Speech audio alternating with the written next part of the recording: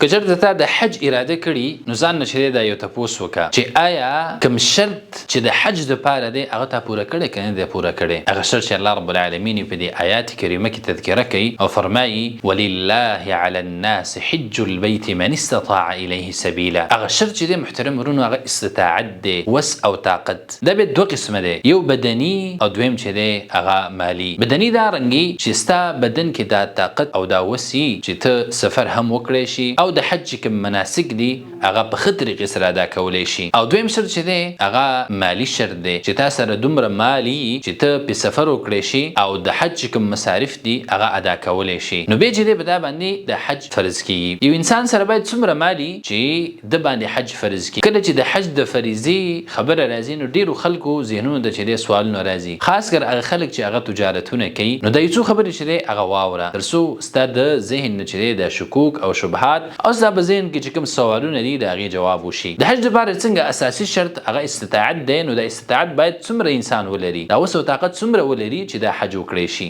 که چېرته یو انسان هغه کاروبار لري او دې سره دومره پیسې چې دا په حج وکړی شي، خو که چېرته دا ویریږي د دې نه چې زه دا پیسې راواخلم د خپل کاروبار نه نو زما کاروبار ته به نقصان ورسیږي او د دې نه چې کومه نفقه راتله او ما په خپل کور او کورنۍ ساتله نو هغه به کمه شي. نو بیا چې د انسان دی د خپل رأس المال نه کم چې په کاروبار کې د پیسې بندي کړي دي د هغې نه د پیسې نه راخلي، مګر که د سره د ګټې روپۍ دي د کاروبار ته به نقصان نه رسیږي نو بیا کولی شي په دغه پیسو باندې حج وکړي. او د حج چې دی په دې وخت کې دی باندې فرض دی او تأخیر ولا بالکل نه دی پکار. یو انسان دی هغې باندې قرضونه دي خو قرضدار یې چې دی د اجازه ورکړې ده چې مثلا ته حج کولی شي او دا زما قرض به بیا راکړي. نو په دې وخت کې علما چې دی هغه دا خبره کوي چې په کار دا ده چې د انسان اول د انسان ذمه چې دی هغه خلاصه کړي، خپل قرضونه خلاص کړي، هغې نه بعد که چېرته دې سره پیسې برابرېږي نو بیا چې دی دا حج کولی شي. نو په کار دا ده چې د اجازت په وخت کې انسان حج مقدم نه کړي بلکې د انسانانو حقوق هغه مقدم کړي او هغې نه بعد چې الله رب العالمین د انسان له وس او طاقت ورکړه نو بیا چې دی حج وکړي. یو انسان سره څومره مال چې هغه حج کولی شي، مثلا د سره دومره مال دی چې دا به د حج سفر هم وکړی شي، د حج مصارف به هم ادا کړي او بیرته چې واپس کیږي او یا په کور کې د په غیاب کې چې دی د دې په نفقه باندې کم اثر نه کوي او چې دا واپس کیږي هم چې دی په نفقه باندې